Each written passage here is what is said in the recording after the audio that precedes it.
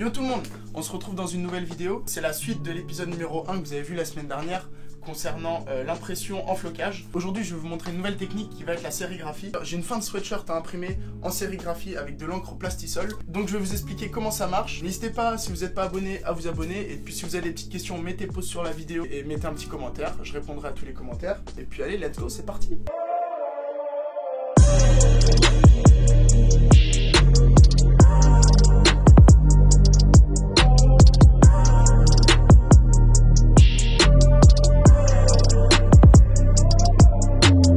Là on est dans la partie de mon atelier où je fais la sérigraphie. Vous pouvez voir en dessous, là j'ai tous mes petits cadres de sérigraphie. J'ai créé des petites cales comme ça en carton pour pouvoir les mettre une par une. D'un côté il y a les cadres qui sont sales et de l'autre côté il y a les cadres qui sont propres. Quand je dis qu'ils sont sales, c'est juste qu'ils sont déjà commencés, donc il y a déjà de l'encre dessus. Tous ces cadres, ça va être des cadres qui sont faits en plastisol. L'encre plastisol, si tu la sèches pas au décapeur thermique, elle va jamais sécher. Donc par exemple ce cadre, ça doit faire un mois qu'il est là. Et l'encre qui est dessus, elle n'a pas séché. Pour la sécher, il faut utiliser un décapeur thermique. Je chauffe l'encre à 600 degrés dessus et ensuite je le passe à la presse pour bien lisser l'encre après l'impression. Vous verrez ça tout à l'heure. Donc aujourd'hui, on va reprendre donc ce petit cadre. Car comme je vous l'ai dit, j'ai quelques sweatshirts à finir pour une école. Donc on va l'installer sur cette petite presse. Et puis je vais vous montrer tout ça, c'est parti. Je viens le caler comme ça sur la presse.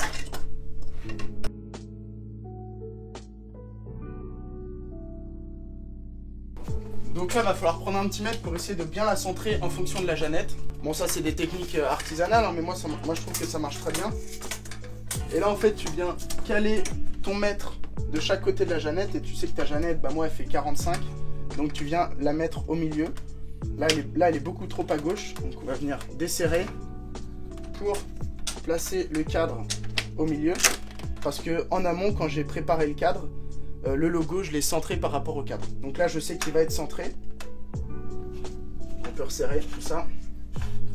Bon, je vous passe 2-3 étapes. L'avantage du mètre, c'est qu'en fait, tu peux voir à travers le cadre au niveau du logo. Et donc, tu peux vraiment le régler au millimètre près sur ta jeannette.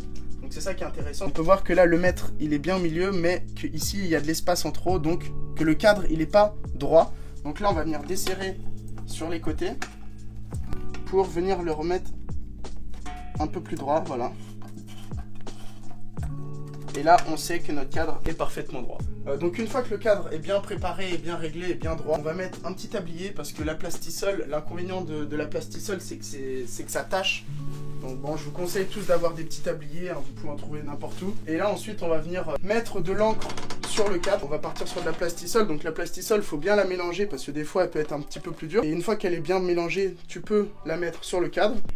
Donc on vient en mettre généreusement, on n'est pas à ça près. De toute façon, l'avantage de la plastisol, c'est qu'ensuite, si jamais tu en as trop, tu peux venir la remettre dans le pot, alors que l'encre à l'eau, tu peux pas la mettre dans le pot. Donc maintenant, ensuite, une fois qu'on a mis l'encre sur le cadre, on vient prendre des racles. Bon, moi j'ai différentes racles hein, en fonction des différentes couleurs d'encre.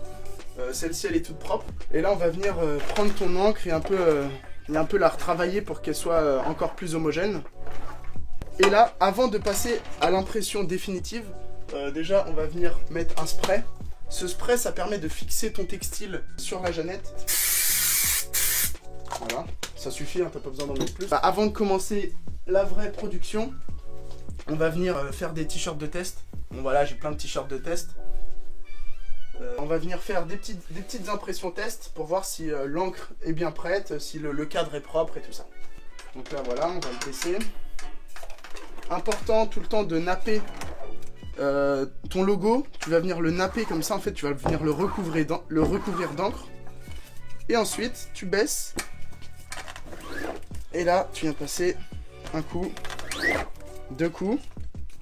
Là on va voir si le cadre est déjà prêt ou pas. Ok, donc parfait. Là vous voyez qu'il y a encore des imperfections. Il y a encore des petits coins d'impression qui sont pas nets, où l'encre n'est pas encore passée. D'où l'importance de faire des tests avant. Justement, c'est pour que le cadre se fasse un peu et que l'encre passe bien à travers. Donc là, on fait un test. Je vais sécher l'encre grâce au décapeur thermique à 600 degrés. Tu la sèches juste quelques secondes en fonction de ton encre et de ton décapeur thermique. Donc voilà, là, vous pouvez voir sur le compteur que ça monte rapidement à 600 degrés. Faut faire gaffe hein, parce que c'est très chaud du coup. Et là on va venir répéter cette étape.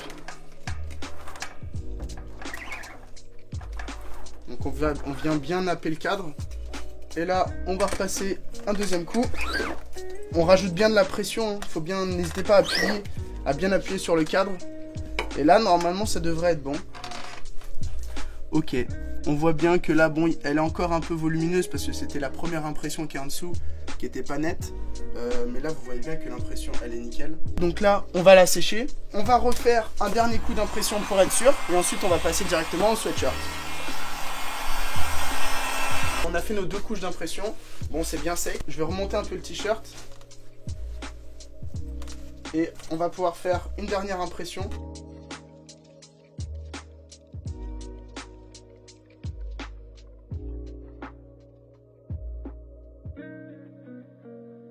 Et là, l'impression, elle est nickel.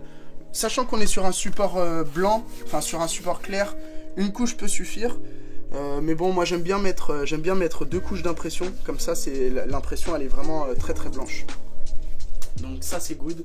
On va la sécher. Je vais la mettre de côté, puis on va passer directement à l'impression des vrais sweatshirts. Donc c'est des petits sweatshirts couleur violette un peu. On va passer à l'impression du dos. C'est le logo que vous venez de voir. Donc là, il y a pas mal de colle sur la jeannette, donc c'est pas mal pour le sweatshirt. Il bougera pas. J'ai souvent en commentaire ou sur Instagram ou TikTok des messages de personnes qui me demandent comment je place le sweatshirt sur la jeannette. Donc pour cela, il n'y a rien de plus simple. Il y a des coutures au niveau des manches là. Il faut que, par exemple, là, si la couture elle est là, il faut que de l'autre côté, elle soit au même endroit. Et là, si elle est ici de ce côté-là, bah, de l'autre côté, ça va être identique. Et aussi, là, vous pouvez voir ici ici on a une couture souvent sur les sweatshirts. Et ben, il faut que ce soit la même ici, elle soit symétrique des deux côtés. Une fois que tu as ça, tu sais que ton sweatshirt, il est droit. Et souvent, par exemple, pour les sweatshirts, il y a une couture au niveau du milieu de la capuche. Bah, faut que ce soit au milieu de ta jeannette. Et là, tu sais que ton sweatshirt, il est droit. Donc là, maintenant, une fois que ton sweatshirt est droit, on va pouvoir directement passer à l'impression. C'est comme tout à l'heure, hein. Sauf que là, t'as pas droit à l'erreur, mon pote. Là, tu viens napper ton cadre. Tu baisses. Et tu viens mettre de la pression. Une fois, 2 fois. Et là, c'est good, c'est nickel. Donc là, je suis en train de sécher rapidement l'encre à 600 degrés. Et ensuite, on va venir le passer sous la presse pour lisser l'encre pour qu'elle soit parfaite. Après, la question que vous allez sûrement me poser, c'est est-ce qu'on peut passer 2 coups pour que l'encre soit très blanche? Oui. Alors là, moi, j'utilise une encre qui est très opaque. Donc, ce qui fait qu'un passage peut suffire, surtout quand on est sur des supports de textile clair. Une fois que ton sweatshirt est sec, au bout de quelques secondes de séchage, tu viens l'enlever.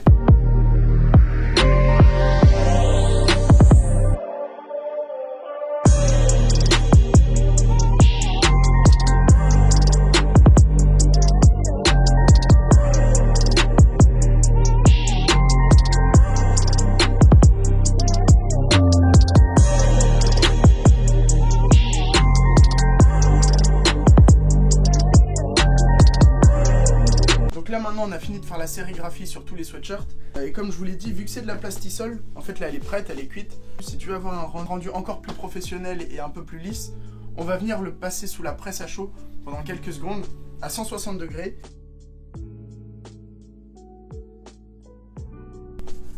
Donc maintenant on se retrouve pour la dernière étape de cette impression en sérigraphie, c'est-à-dire presser ces petits sweatshirts afin d'avoir un rendu lisse sur l'impression.